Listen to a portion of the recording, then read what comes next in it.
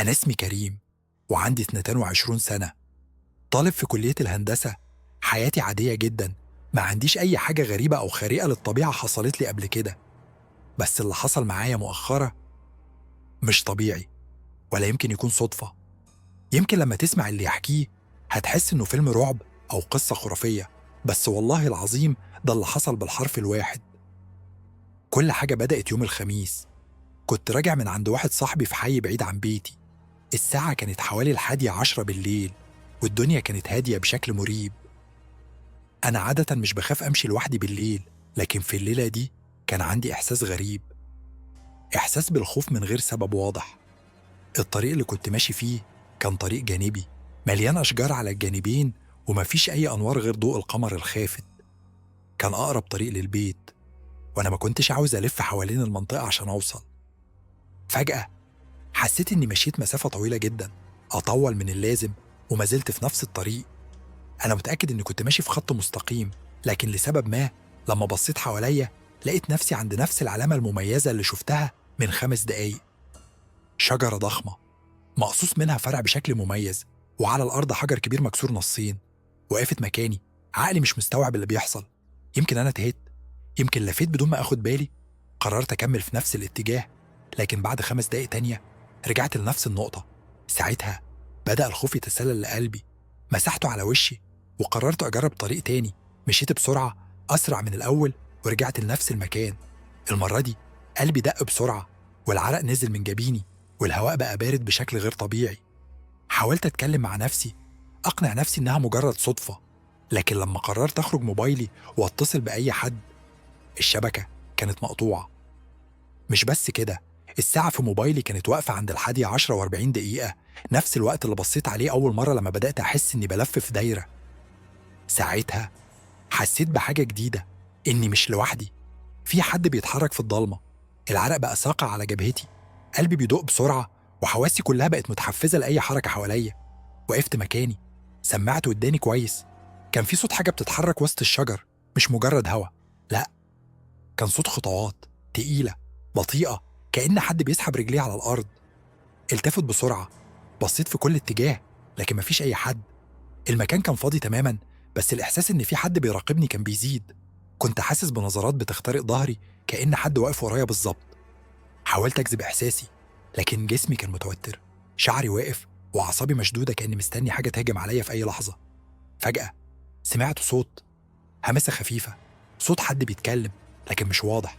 الكلمات كانت مش مفهومة، لكن النبرة فيها حاجة غريبة، كأنها خارجة من حنجرة حد مش طبيعي، حد مش بشري. اتحركت بسرعة، قررت أجري بأقصى سرعتي. يمكن أخرج من الطريق ده، يمكن ألاقي شارع رئيسي أو أي حد يساعدني. فضلت أجري، لكن بعد كام دقيقة وقفت فجأة. أنا قدام نفس الشجرة، نفس العلامة، نفس الحجر المكسور. أنا محبوس هنا. رجعت لورا خطوتين، حسيت بدوخة، ركبتي كانت بتتهز، ودماغي بتصرخ بأسئلة ملهاش إجابة. إزاي ده بيحصل؟ إزاي ما خرجتش من الطريق ده؟ المفروض الجري يخليني أوصل لمكان تاني، لكن لأ، أنا كل ما أجري برجع لنفس النقطة. صوت الهمسات رجع تاني، لكن المرة دي كان أقرب. كان واضح إن في حاجة حواليا، حاجة مش مرئية، أو يمكن حاجة بتستخبى وسط الضلمة. أخدت نفس عميق، بصيت حوالي وحاولت أفكر بهدوء. فكرت في حاجة، طب لو مشيت عكس الاتجاه، لو رجعت للخلف بدل ما أكمل للأمام، يمكن يكون الحل في حاجة بسيطة أنا مش واخد بالي منها. بدأت أتحرك ببطء، رجعت خطواتي للخلف وعينيا مش مرفوعة عن الأرض. حسيت إن الجو حوالي بدأ يتغير، الهواء بقى أنعم، والهمسات بدأت تخفت. لكن فجأة وقبل ما أخد خطوة زيادة، حسيت بحاجة تمسك إيدي. الإيد كانت باردة، باردة جدا، كأنها طالعة من تلاجة. صوابعي تجمدت، لحظة ما حسيت بملمسها وقلبي وقع في رجلي. حاولت أشد إيدي، لكن القبضة كانت قوية، قوية بشكل مرعب. رفعت راسي بسرعة وكنت متأكد إني هشوف كابوس حي قدامي، لكن مفيش حاجة. إيدي كانت معلقة في الهواء، متشابكة مع الفراغ. ساعتها عقلي وقف تماما. أنا فعلا حاسس بلمسة حد ضغط على صوابعي وبرودة بتجري في دمي، لكن مفيش حاجة مرئية قدامي. حاولت أصرخ، لكن الصوت ما طلعش، كأن حلقي اتقفل. شديت إيدي بقوة وفجأة الإيد سبقتني.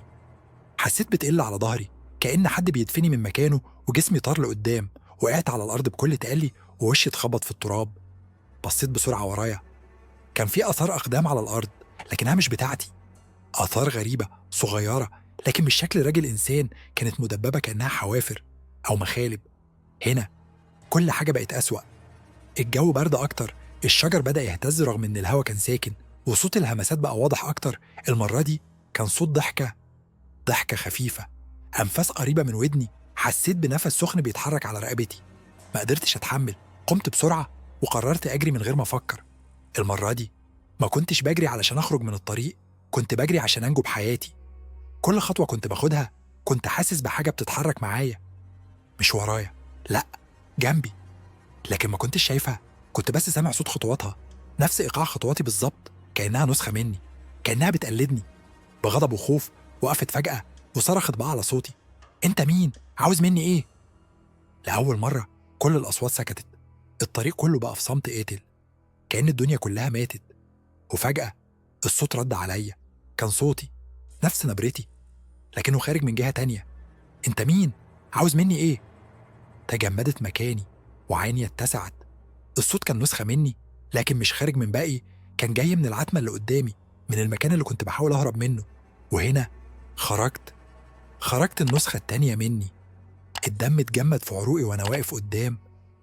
نفسي كانت نسخة مني، نفس طولي، نفس ملامحي، نفس لبسي، حتى نفس طريقة وقوفي. لكن كان في حاجة غلط، حاجة مش طبيعية. وشها كان ثابت، مفيش أي تعبير، عيونها سودة تماما كأنها حفرتين في ضلمة مطلقة، والبشرة شحبة كأنها ميتة من سنين. لكن أكتر حاجة خوفتني ابتسامتها، ابتسامة عريضة واسعة أكتر من الطبيعي، كأن وشها مشدود بالغصب عشان يبتسم. وكانت واقفة في نفس مكاني بنفس الطريقة، لكن كأنها بتتفرج عليا. اتجمدت، مش قادر أتحرك ولا حتى أخد نفس بعمق وأنا بحاول أستوعب اللي قدامي. هي مش مجرد انعكاس، مش وهم، أنا شايفها بعيني، سامع أنفاسها. حسيت برعشة في كل جسمي لما شفتها بترفع إيدها بنفس الطريقة اللي أنا رفعت بيها إيدي من شوية. أنت مين؟ سألتها، لكن الصوت اللي خرج كان صوتي مش صوتها. هي مردتش، بس عملت حركة غريبة، بدأت تتحرك ناحيتي بنفس خطواتي. كل ما كنت أرجع خطوة ورا كانت بتتقدم خطوة لقدام، كأنها مراية، لكن مش مجرد انعكاس، كأنها بتقلدني، كأنها عارفة أنا هعمل إيه قبل ما أعمله. حاولت أجري لكن رجلي ما كانتش بتتحرك، كان كأن الأرض شالت جاذبيتها تحتيا، كأن رجلي تقيلين ومتسمرين في الأرض. والنسخة دي فضلت تقرب وتقرب لحد ما بات قدامي بالظبط. ساعتها همسته بصوتي: أنت اللي جيت، مش أنا. قبل ما ألحق أفهم معنى كلامها حسيت بإيدي بتتشد بقوة مش طبيعية، وكأن الأرض نفسها بتسحبني لتحت. الدنيا دارت بيا، كل حاجة كانت سريعة، الهمسات رجعت والضحكات العالية بدأت تملأ المكان. والمرة دي الضحكة كانت طالعة مني أنا. مشيت ولا لسه واقف؟ خرجت من الطريق ولا لسه فيه؟ أنا فين؟ آخر حاجة افتكرتها كنت بنزل في عتمة بلا نهاية، والطريق اللي كنت بحاول أخرج منه كان بيبلعني. حسيت بجسمي بيتسحب لتحت، كأن الأرض نفسها فتحت فمها وابتلعتني. الدنيا اسودت تماما، لا نور لا صوت، حتى أنفاسي بقت مكتومة، كأن الهوا نفسه رفض يدخل صدري. حاولت أتحرك، حاولت أصرخ، لكن مفيش فايدة. كنت واقع في الفراغ، مفيش أي إحساس بالجاذبية ولا أي حاجة حواليا تدل إن في أرض تحتية أو سقف فوقية. وفجأة الصوت رجع: أنت اللي جيت، مش أنا. الصوت كان بيتكرر بيتردد في دماغي كل مرة أعلى وأعلى، لحد ما حسيت إن جمجمتي هتفرقع من كتر الصدى. فجأة الدنيا كلها تقلبت وبقيت واقف في نفس الطريق، لكن كان في حاجة مختلفة. الشجر بقى أنحف، أغصانه ملتوية بشكل غريب كأنها أذرع بشرية مكسورة. الضباب كان سميك جدا، بالكاد شايف قدامي. الجو كان خانق، ريحة تراب قديم وريحة عفن، كأن في حاجة ميتة قريبة. لكن أكتر حاجة خلتني أحس بالرعب الحقيقي، رجلي كانت واقفة فوق جثتي، أنا بنفس لبسي، بنفس ملامحي، مرمي على الأرض، عيني مفتوحة بس ميتة، وإيدي متجمدة في وضع كأنها كانت بتحاول تمسك حاجة في آخر لحظة. رجعت خطوة ورا، قلبي كان هيوقف ودماغي كانت مشلولة من الصدمة. إزاي أنا واقف هنا وفي نفس الوقت ميت هناك؟ سمعت صوت حركة ورايا، ما قدرتش ألف بسرعة، لكن كنت حاسس في حد بيبصلي. التفت ببطء، واللي شفته خلاني أتأكد إن الجحيم مش مجرد خرافة، الجحيم موجود هنا واقفة قدامي. كانت نفس النسخة مني اللي قابلتها قبل كده، لكنها كانت بتبتسم أكتر. ابتسامتها كانت واسعة لدرجة بشعة، كأن وشها نفسه بيتمدد، وأسنانها كانت مدببة كأنها ما كانتش تخص بني آدم.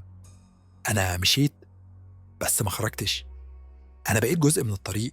كنت واقف مكاني متسمر، حاسس بتقل رهيب في صدري كأن جبل قاعد عليه. كل نفس باخده كان تقيل، وكل حركة كانت مستحيلة.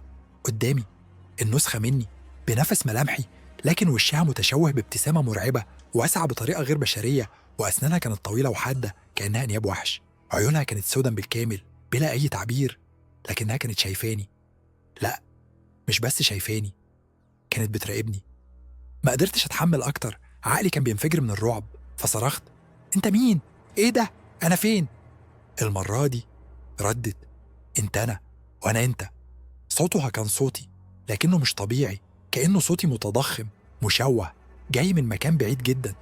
حسيت برجلي بتترجف، وقلبي كان بيخبط في ضلوعي كأنه بيحاول يهرب من صدري. بصيت بسرعة على الجثة اللي كانت مرمية على الأرض. أنا ده، أنا مش ميت، مستحيل. اتراجعت كم خطوة لورا، لكن حسيت حاجة ورايا. كان في حاجات بتتحرك جوه الضباب كأنها بتراقبني هي كمان، حاجات ما أقدرش أشوفها بوضوح، لكن كنت سامع أنفاسها، وكنت متأكد إنهم مش بني آدمين. حسيت برجلي بتتجمد ودماغي بتصرخ أهرب، لكن قبل ما أتحرك النسخة مني مدت إيدها نحوي: تلانفي، تعالى، خليك معايا. كان فيها حاجة مخيفة مغرية بطريقة غريبة. صوتها كان ناعم، لكن في نفس الوقت مليان شر، كأنها بتحاول تجرني للهوية. لا، أنا مش هفضل هنا، مش ممكن. جريت، رجلي كانت بتخبط في الأرض بعنف، أنفاسي كانت متقطعة، وكنت بجري من غير ما أبص ورايا، بس سامع حاجة بتجري معايا، حاجة مش بتبعد، بالعكس بتقرب. كل ما أجري أسرع كنت سامع الخطوات بتزيد، وصوت الضحكة بيرن في ودني، لحد ما حسيت بإيدي بتتشد. وقبل ما أفهم اللي بيحصل لقيت نفسي واقف في أول الطريق من جديد، نفس المكان اللي بدأت فيه. لكن المشكلة الأكبر، كان في حد تاني واقف مكاني، حد بنفس لبسي، بنفس ملامحي، لكنه كان بيتفرج عليا بابتسامة عريضة. أخيرا دورك خلص. اتجمدت مكاني، ودماغي مش قادرة تستوعب اللي بيحصل. أنا كنت بجري، كنت بحاول أهرب، لكن فجأة لقيت نفسي واقف عند بداية الطريق. والكارثة، في حد مكاني، حد شبهي بالضبط، نفس لبسي، نفس ملامحي، نفس شعري، لكنه كان واقف بثبات، مبتسم ابتسامة باردة مخيفة، كأنه كان مستنيني. أخيرا دورك خلص. كلماته كانت بتتردد في دماغي كأنها صدى جاي من مكان بعيد. دوري خلص؟ يعني إيه؟ دي أنت مين؟ أنا، أنت، زي ما اللي قبلي كان أنا، وزي ما اللي قبلك كان قبلي. القشعريرة سيرت في جسمي، وركبي اتهزت من الرعب، وأنا مش فاهم أي حاجة. يعني إيه اللي قبلي؟ يعني في ناس تانية حصل فيهم اللي بيحصلي؟ الطريق ده مش طريق عادي، ده مكان بيحبس الناس جواه ويستبدلهم بنسخ منهم. بدأت أرجع لورا، مش عارف أروح فين. كل اللي كنت عاوزه أبعد عن المخلوق اللي قدامي، لكنه ماشي ناحيتي بخطوات هادية ثابتة، وعيونه متركزة عليا. أنت بقيت جزء من الطريق، متحاولش تهرب، لأن الطريق دايما بيرجعك لنفس النقطة. كنت بحاول أقنع نفسي إن ده كابوس، مجرد كابوس وهفوق منه، لكن لا، كل حاجة كانت حقيقية. الريحة الخانقة، الضباب اللي بيحاصرني، والبرد اللي بيجري في عروقي، كل ده كان حقيقي. حسيت بحاجة بتتحرك في الضباب، حاجة تانية مش هو، حاجة أكبر. كان في أصوات همسات كتيرة، كأن في ناس بتراقب. وفجأة سمعت صوت خطوات ثقيلة خارجة من الضباب. مشيت ولا لسه محبوس؟ خرجت ولا الطريق لسه جوه عقلك؟ ولا يمكن تكون لسه جوه الطريق بس مش واخد بالك؟ كنت واقف مكاني، مش قادر أتحرك، عيني مثبتة على النسخة اللي واقفة قدامي. أنا، أو الحاجة اللي شبيهي. كل جزء في عقلي بيصرخ، بيحاول يفهم إزاي ده حصل، إزاي بقيت في نفس النقطة، وإزاي اللي قدامي بقى مكاني. الضباب كان بيكثف أكتر، والهمسات زادت، كأن في مئات الأرواح بتهمس حوالينا. وفجأة المخلوق اللي شبهي رفع إيده ومدها ناحيتي: دورك خلص، سلم نفسك. صوته كان هادي، لكنه مش طبيعي، ما فيهوش روح، كأن حد بيحركه زي العرايس. رجعت لورا، قلبي كان هينفجر من الرعب، لكن وأنا برجع حسيت بحاجة. الأرض مش ثابتة تحت رجلي، كأني واقف على فراغ. الطريق بيتغير، بيتحول، وأنا محبوس جواه. بصيت حواليا، واللي شفته خلاني أرتجف أكتر. الأشجار مش مجرد أشجار، لأ، كانت مليانة وشوش. وشوش بشرية، عيونها مفتوحة، بتبصلي. ناس كانوا هنا قبلي، ناس الطريق ابتلعهم، وأنا هبقى زيهم. النسخة اللي قدامي ابتسمت أكتر، وبخطوة واحدة اختفى. وفجأة الدنيا كلها سكتت. الهمسات، الخطوات، حتى صوت نفسه اختفى. وبعدين حسيت بإيد تمسك كتفي. التفت بسرعة وأنا بصرخ، لكن مفيش حد. كنت لوحدي، أو على الأقل كنت فاكر إني لوحدي. وفجأة صوت طلع من العدم، صوتي، لكن مش أنا اللي اتكلمت. الطريق ما بيخلصش، أنت اللي بتخلص. كنت واقف مكاني، جسمي متجمد، وحواسي كلها في حالة استنفار. الصوت اللي سمعته كان صوتي، لكنه مش مني. حاولت استوعب، هل أنا فعلا محبوس في الطريق ده للأبد؟ لا، لا، أنا مش هقبل ده. لازم يكون في مخرج. بدأت أتنفس ببطء، ركزت في اللي حواليا. مفيش أي صوت، الضباب كان ساكن، والأشجار بوشوشها الغريبة كانت ثابتة، كأنهم كلهم مستنيين أشوف النهاية. لازم أفكر، لو الطريق بيرجعني لنفس النقطة يبقى أكيد في حل للهروب منه. بدأت أمشي، مش بسرعة، مش بهلع، لكن بخطوات محسوبة. كنت بمشي وأنا بعد الخطوات، بحاول أفهم إيه النقطة اللي كل حاجة بتبدأ فيها من جديد. فضلت ماشي، مرة ورا مرة. كل مرة كنت بحس إن الجو بيتغير، الأرض بتتهز تحت رجلي، لكن مفيش شيء بيرجعني. لأول مرة مفيش شيء بيرجعني. بدأت أفهم، الخوف هو اللي بيحبسني. كل مرة كنت بقلق، كل مرة كنت بجري. الطريق كان بيرجعني لنفس النقطة، لكن دلوقتي وأنا ثابت، هادي، مركز، الطريق مش قادر يسيطر عليا. فضلت ماشي، والضباب بدأ يخف. الوشوش اللي في الأشجار بدأت تختفي أو تتحول لحجارة. كنت عارف إني قربت، وفجأة ظهر قدامي نور. نور حقيقي، مش وهم، مش انعكاس. جريت نحوه أسرع من أي مرة جريت فيها قبل كده. كنت بحس إن في حاجة بتحاول تمسكني، شدني لورا، لكني رفضت أوقف، رفضت أستسلم. مش هفضل هنا، مش هكون زيهم. بمجرد ما وصلت للنور كل حاجة اختفت. صحيت مفزوع، كنت واقع على الأرض في نص الشارع. الطريق نفس الطريق، لكنه كان عادي. مفيش ضباب، مفيش وشوش في الأشجار، كل حاجة طبيعية. بصيت حواليا، الناس بتمشي عادي، عربيات بتعدي، كأنه ولا حاجة حصلت. لكن أنا كنت عارف الحقيقة، أنا كنت هناك جوه الطريق اللي ملوش نهاية. لكن خرجت، وقبل ما أتحرك سمعت صوت، همسة خفيفة جاية من بعيد، أو يمكن من عقلي. مش كل حد بيخرج يفضل بره. اتجمدت للحظة، وبعدين أخدت نفس عميق، وقررت أمشي بعيد عن الطريق ده للأبد.